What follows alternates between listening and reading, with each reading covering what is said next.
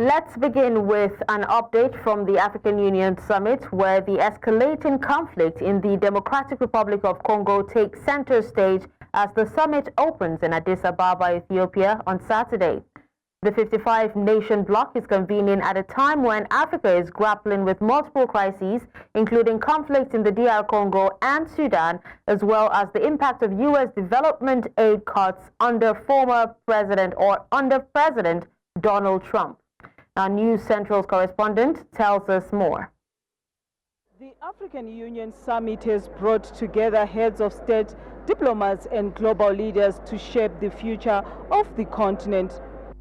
While Africa continues to face significant challenges, it has also recorded remarkable progress in economic growth and governance and regional security.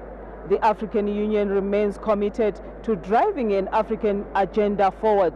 The rapid and intense geopolitical upheavals that have characterized the international context during my 2 terms of office have both violent and destabilizing manifestations. The sudden deterioration of the health situation following the outbreak of COVID-19 was unfortunately accompanied by major shocks and profound economic and diplomatic turbulence. For Africa, this resulted in an increase in the debt burden, a decline in public and private investment flows, violence and the prevalence of some African conflicts, the collapse of Pan-Africanism and the chains of African solidarity, manifestations of the obsolescence of African institutions, external appetites in Africa, obvious deficiencies in governance and leadership in Africa and even in the world. This year's theme carries profound significance: justice for Africans and people of African descent through repatriations. A pivotal discussion on historic injustices, how to address them, and the path forward to a more equitable future. The world must never forget that Africa is the victim of 2 colossal and compounded injustices. First, the profound impact of colonialism and the transatlantic slave trade. Political independence did not free countries from structures based on exploitation and decades of economic, social, and institutional underinvestment. It is high time for reparatory justice frameworks to be put in place. Beyond discussions, the summit marks a moment of transition as the AU chairperson usher in an era of leadership and vision for the continent. To you, Mr. President, and dear brother Joao Lorenzo, and I would like to stress that the quiet strength that you symbolize reassures me about a chairmanship of seriousness and substance. May you both in particular and all of us have an active thought.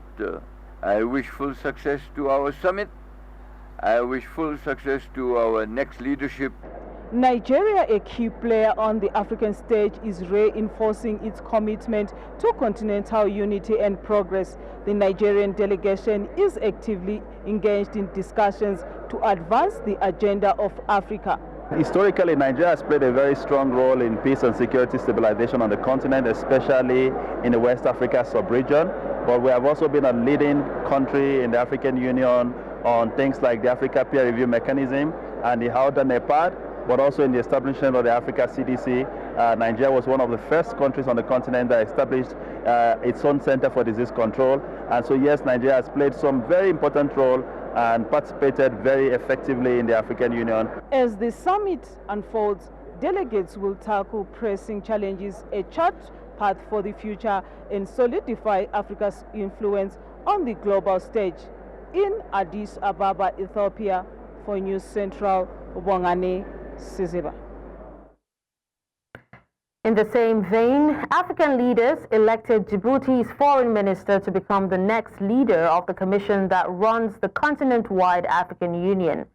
Mahmoud Ali Yusuf defeated Raila Odinga, a former prime minister of Kenya, and Richard Randramandrato, an ex-foreign minister of Madagascar in a vote at the AU summit in Addis Ababa, the Ethiopian capital.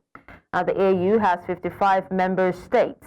Presidents or heads of government pick the Commission's leader, who is effectively the chief executive of the Addis Ababa-based secretariat running the AU.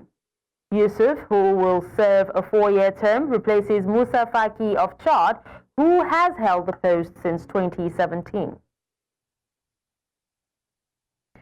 Earlier, our correspondent, Bongani Siziba, who is monitoring proceedings at the summit, spoke to South Africa's Minister of International Relations and Cooperation, Ronald Lamola, on this development.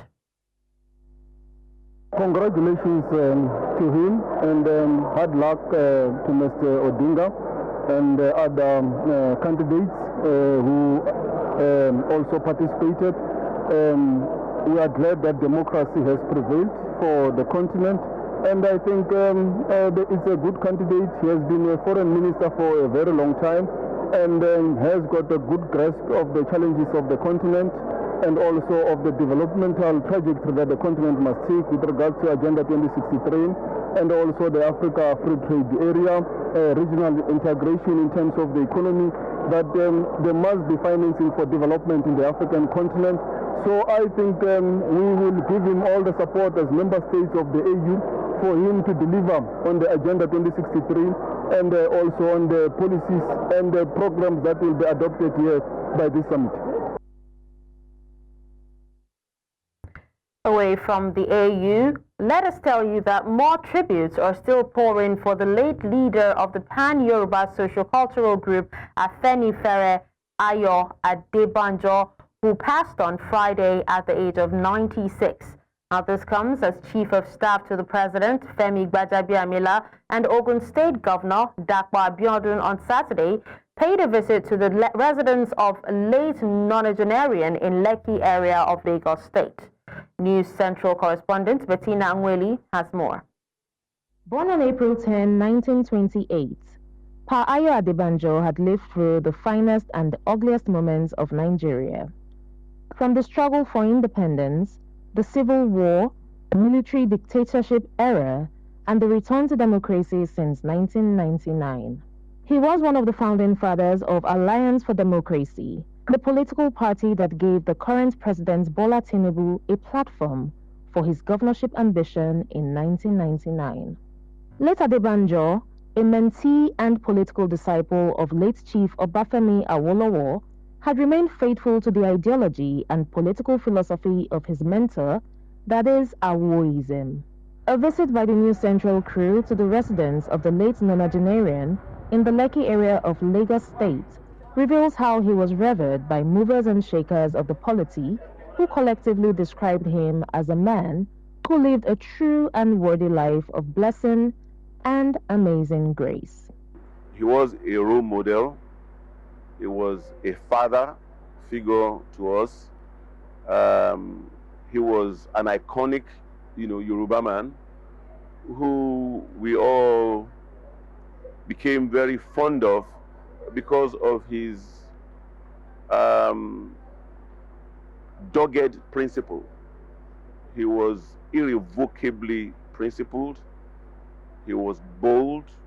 He was audacious. He was consistent. He was fearless. Baba would tell it as he sees it, as he feels, regardless of how anyone feels about it. We learned a lot at his feet, particularly for equity in the Nigerian state, that every ethnic nationality in Nigeria should have a sense of belonging in the running of the affairs of Nigeria. And that was what Ayo Adebanjo, I believe, Nigerians will most remember him for, as a man of conviction, as a man of courage, as a man whose position on national issues you do not need to guess. He says it the way he feels it. My father had integrity. I mean, it's been said over and over again, and in fact, and the integrity according to my father's world view is basically, one, having the courage of your conviction, telling it as it is. My difference with him was that I do everything with moderation. But my father will say it as it is. And when he says it, he puts it in context for you to understand. He's not a blabber, he doesn't just talk. Pa Ayo Adebanjo had been one of the most vocal, brutally frank and unrelenting until his death, calling for the restructuring of Nigeria. Baba Adebanjo, a journalist before he ventured into law, is survived by his only wife, children, grandchildren, and great-grandchildren, among others. In Lagos, for News Central, I am Bettina Nwili. And now to politics. Nigeria's Electoral Commission is calling for stricter laws to prevent vote buying and other malpractices. The Independent National Electoral Commission, INEC, wants individuals to be prohibited from carrying large sums of money within polling areas. INEC's Director of Litigation and Prosecution, Tanimo Mohammed, suggests a cash limit of 50,000 naira within polling areas. Now, this move aims to curb vote buying, which has become a major threat to Nigeria's democratic process. Security agencies have reaffirmed their commitment to ensuring free and fair elections, but acknowledged challenges in logistics and coordination. Lawmakers have pledged to address the concerns raised with plans for a 2025 Electoral Act to replace the current 2022 version. The proposed reforms aim to strengthen Nigeria's electoral law and prevent malpractices. To discuss this, we're joined by legal practitioner Tunji Abdulhamid. Thank you so much for joining us on the news, Tunji. Thank you for having me. Good evening. Good evening. Now, speak to us on the current legal provisions regarding vote buying in Nigeria's electoral laws, and also how effective have they been in curbing the practice? Yeah, I think, let me start from your last question. The effectiveness of it is nothing to write home about. There are provisions in the Electoral Act which prohibit people from buying and selling votes. And there are other criminal acts to that effect, which make it an offense or criminal offense for you to either solicit by paying for a vote or by asking for money to buy votes. So, but the point is that despite all these provisions that we have in our hearts, and when I say acts here, I'm talking about law, there has not been effective implementation and enforcement of this law. And that's a major problem. And bearing in mind also that vote buying is not something most time people do in the open. They don't even do it most time during the election on the election day. They do it even before or after, or even on the night, or some days before. So it's a difficult thing to fight, and I don't think strict law or whatever will prevent it. I think we should rather focus more on the ensuring proper implementation of the electoral guideline law.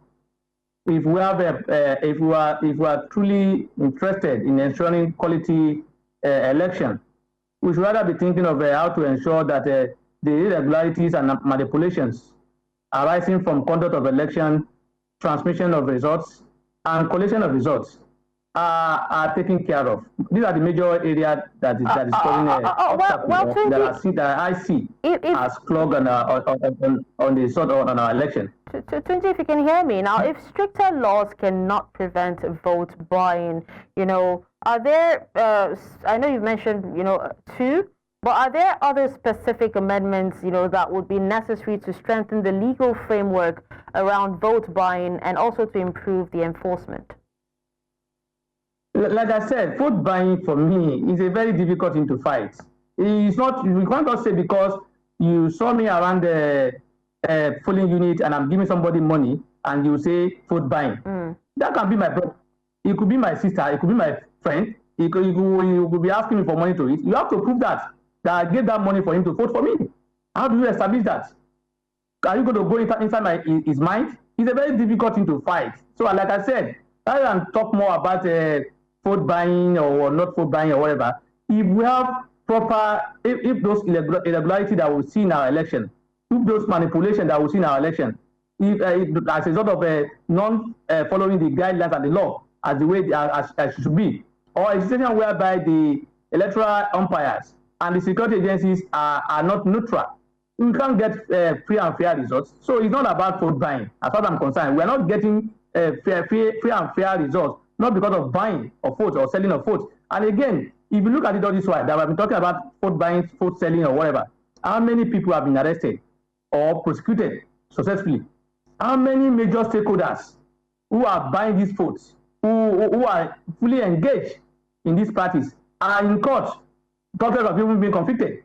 So for me, the issue of if we are talking about, if we are majoring on this vote buying law or whatever, we are just delaying issue. The major issue is that let's ensure that we fight those irregularities and manipulation in our election. In other words, the INEC officers should be more neutral.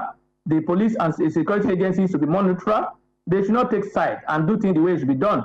Collation, transmission, these are the areas where most times these irregularities are done. Not but what we're focusing now on is, some individuals, that are talking about vote buying, which you would actually agree is actually quite a challenge, because you have people going to polling units with so much cash, to swing votes. And, we're talking about this. The Director of Litigation and Prosecution of INEC has actually suggested that, people should go to the polling units with 50,000 naira, a limit of 50,000 naira cash.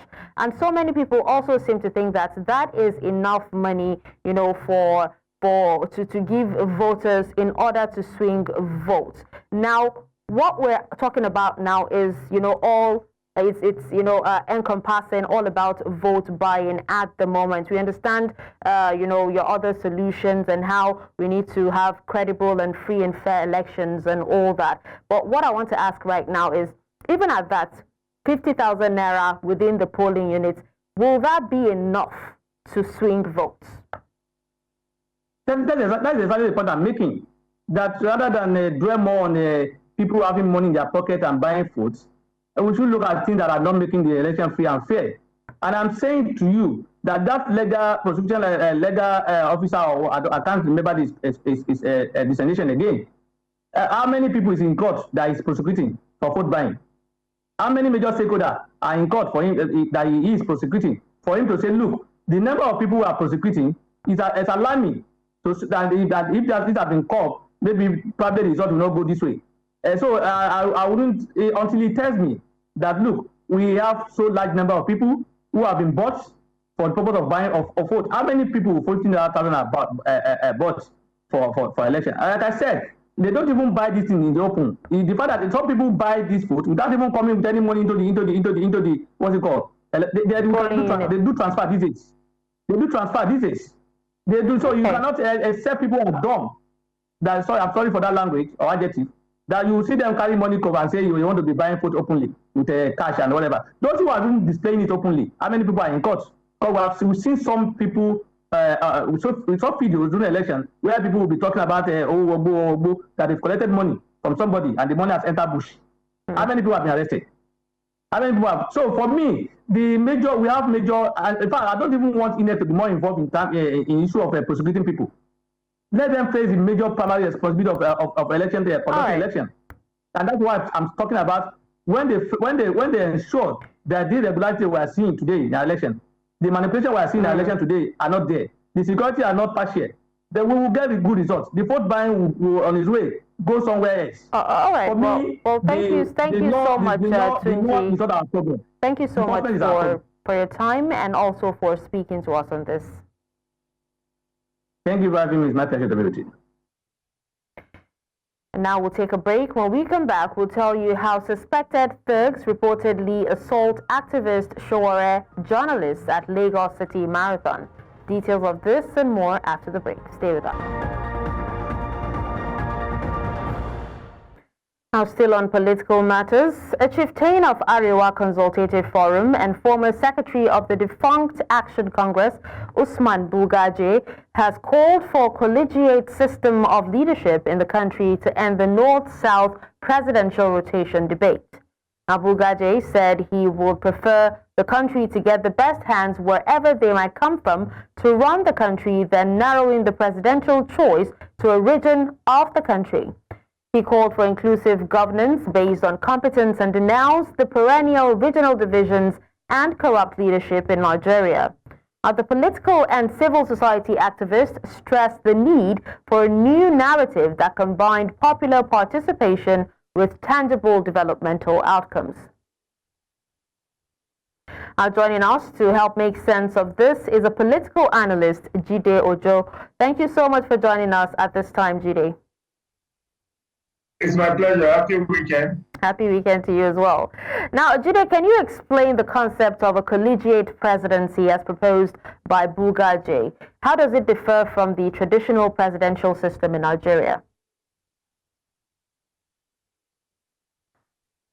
Well, I wish he has given us what he meant by collegiate presidency, because to the best of my knowledge,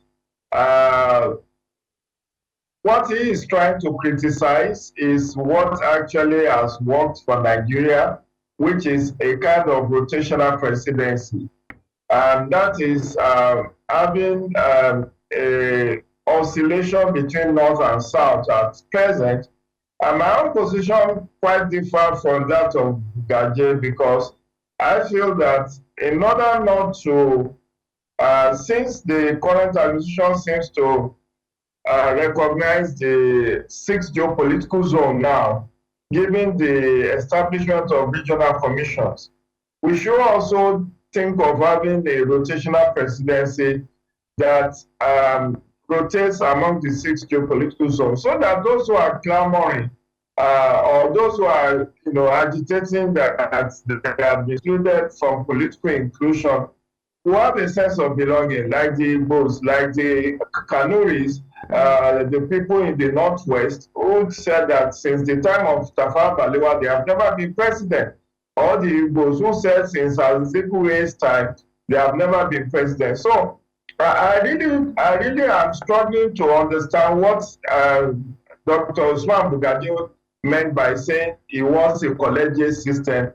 The issue is that even when you look at Section 14 of the Constitution, it already talked about having a federal character system in place for purposes of political unity and political loyalty. Well, you also talked about, a type of presidency that we're used to, that's the rotational presidency. Now, can you tell us, explain to us about, the rotational presidency, and also if you feel that there might be potential political or constitutional challenges, to implementing the type of presidency that Bugaje is talking about. That's why I said I struggle. I don't really understand what he meant by collegiate presidency. Is it an ongoing one? Because I think he means presidency by merit. It doesn't have to do with North-South region. Anybody who merits the presidency, who is capable, should be elected, and the rotation needs to stop. No, that's why I said I wish I understand that the current system we have does not actually preclude meritocracy or competence. See, it is within the parties that we have the rotation between North and South. And you could see that even PDP flattered what is already written in their constitution in 2023, when PDP decided to throw open the presidential ticket rather than following the North and South dichotomy. So the Constitution has not prescribed that, okay, there should be rotation. But I believe that that is even the best way to go, because of the so-called political marginalization and discrimination that the Igbos and then the people of Northeast Nigeria have been clamoring. But if we go by the collegiate semantics or what he explained, that, okay, presidency based on merit, will you say that Asiwaju Bola Ahmed Tinubu did not emerged by merit? Is it that it was only the exclusive preserve of the Yorubas, or that it was only Yorubas that contested the 2023 presidential election? So we have all manner of people from the 18 political parties that contested, coming from different parts of the country, and people decided to choose one out of the lot. So I'm struggling to understand what he meant by. Does he want to say that even Buhari did not emerge by merit, or that people of Nigeria are shortchanged by voting for Buhari? The bottom line is that currently the Constitution says you have to meet certain criteria. Age, academic qualification, you must not be bankrupt, you must not belong to secret cult, you must not be somebody of the same mind.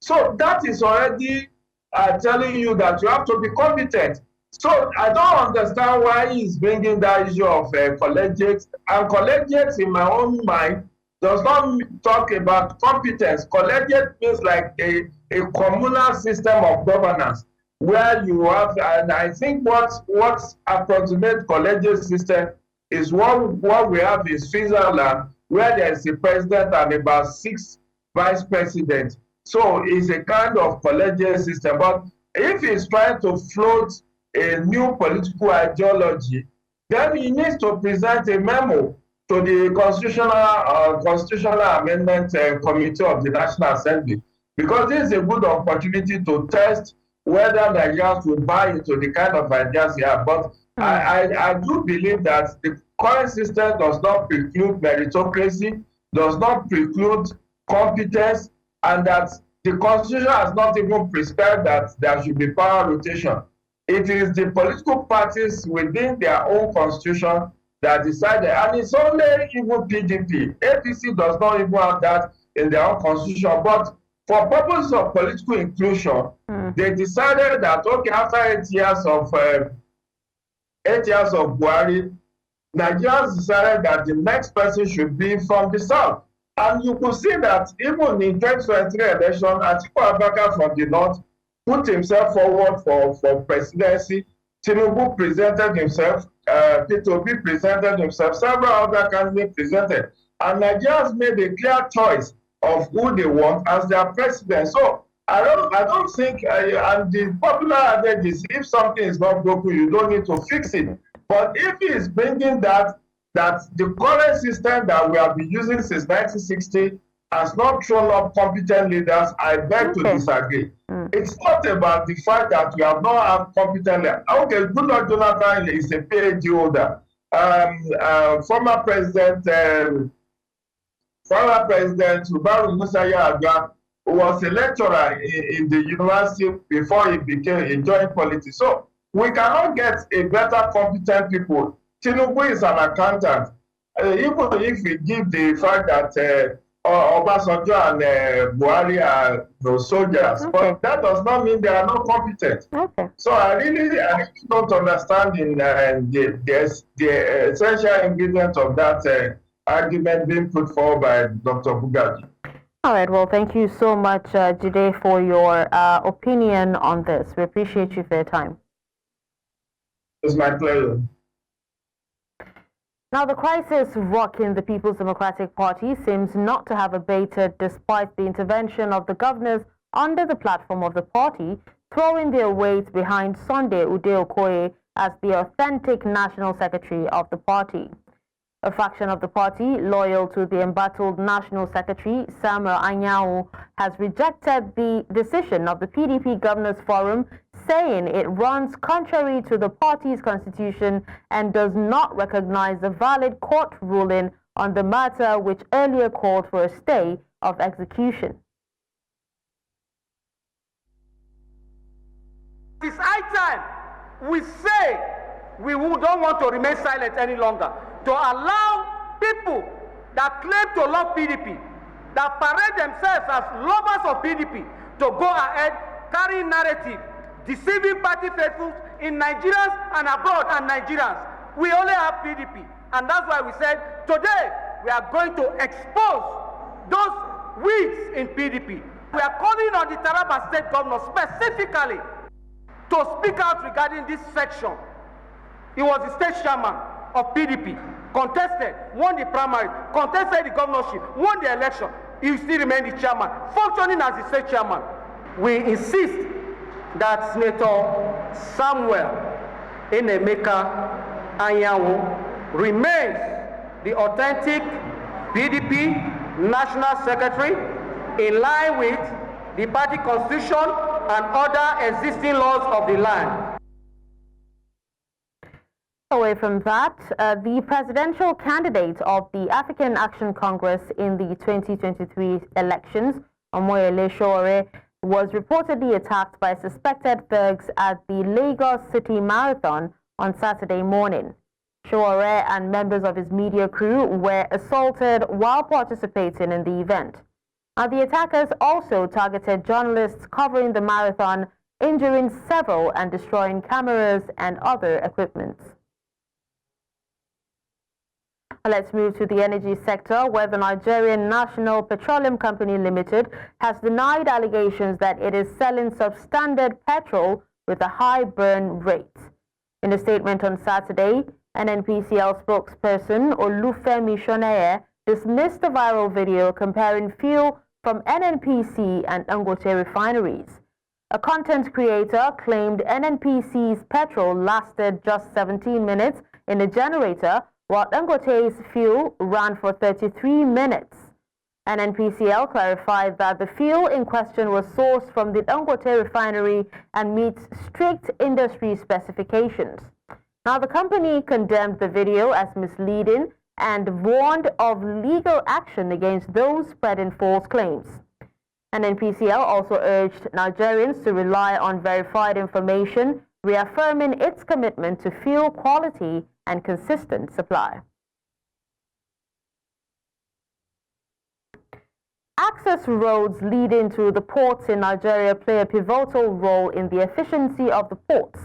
The Minister of Marine and Blue Economy, Adegboyega Oyetola, had in 2023 listed 15 roads connecting Nigeria's seaport that requires urgent and comprehensive rehabilitation and sought collaboration with the Ministry of Works. Now, it's been over a year since both ministers agreed on the way to fix these roads, with the Works Minister, that's Dave Umahi, promising to take action without delay. News Central's maritime correspondent, Norma Obiaswalo, assesses the state of the roads to find out what has changed.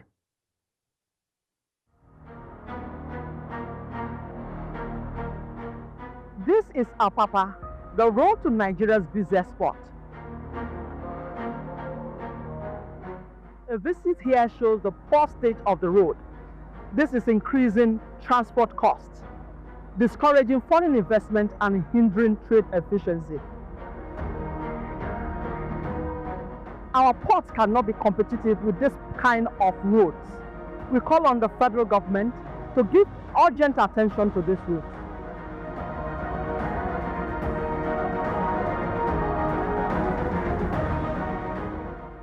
Nigeria's port access routes, particularly those leading to Apapa ports in Lagos, are generally in poor condition.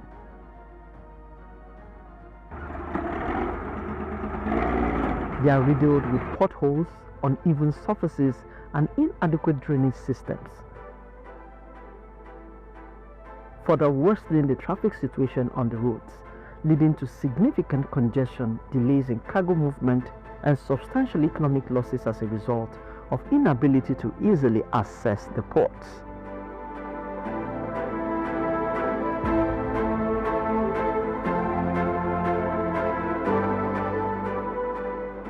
This situation, which is primarily attributed to inadequate infrastructure, poor maintenance, heavy truck traffic, and a lack of effective management strategies, has hindered port efficiency and competitiveness.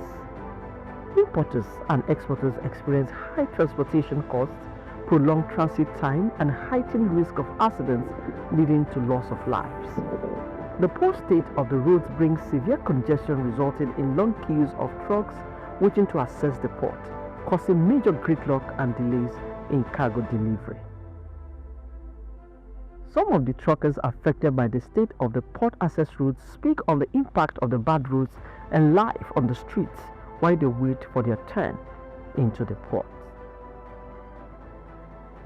Yeah, we have been on the road for 3 days, and we can stay at times. We can stay 1 week on the road before going inside the port to load out, and it's really affecting us because before we could even hit, it's very, very hard to hit, and for us to even come down and say we want to bait is very, very too risky for us.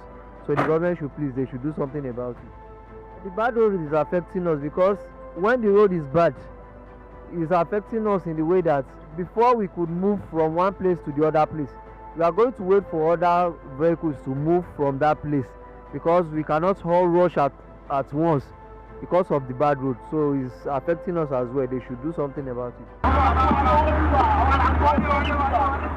The hoodlums, they are really affecting us as well because many trucks you see on road now, some of them they have back rear lights and they even have side lights that are working for other trucks to know this is a truck going.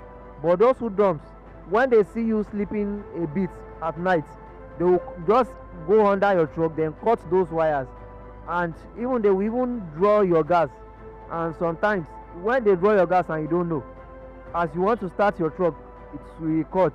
So the last man, they will tow your truck and they will not know maybe it is the hoodlums that are doing all those stuff. And they are even cutting our containers, taking goods that doesn't belong to them and affecting us in the way that they will say, okay, the driver will be the one to pay for the goods. It takes 2 to 3 weeks on the line from Lily Pond to port, but we thank God. Our boss, Alhaji Shitu Shagalo, has been very efficient since he came. He stays at Area B and parks the trucks himself and won't allow truck drivers use the other lane. He goes to Eleganza and makes sure the line goes smoothly. Now we've been on the line facing this for 3 days. We left our wives and children at home. I personally have left home for 14 days now. My wife has been fighting me over this, but I keep telling her it works and it's very tasking. This is one of the reasons why some of our drivers smoke weed when they have slept outside for too long and mosquitoes have bitten them for too long. It happened this midnight. When we were coming, the driver was asleep and they hurriedly woke him up. He started the truck and he hit a truck in front of him. We are not sure how that happened. He wanted to relax and sleep a bit and that happened. Once we all saw that, we went to check and we saw that sleep was still in his eyes.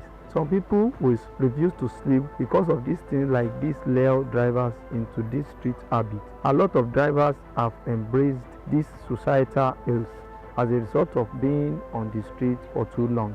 From Lily Pond to Apapa shouldn't take us more than 5 minutes, but it now takes us 3 to 4 days.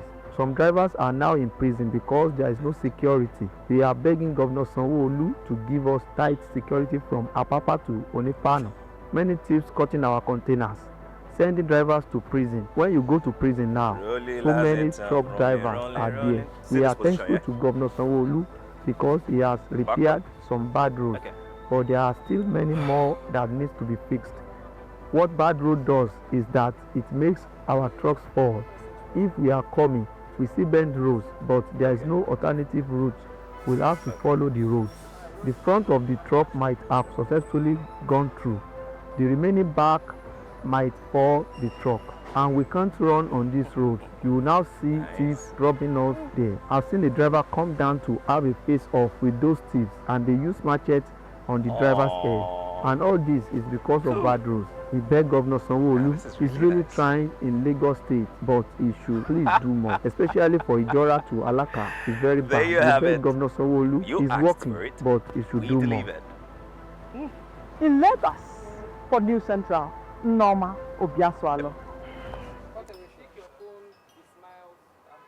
We'll take a break now. When we come back, it'll be time for business news. Stay with us.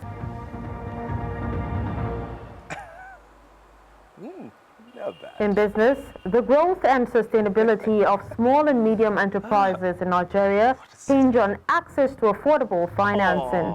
However, with the benchmark interest rate set at 27.5%, businesses face significant hurdles in securing the capital necessary for expansion and long-term viability. Yeah, there you have it. News Central's business correspondent, Petra Fasoni Peter, spoke with business owners in Lagos, Nigeria. I can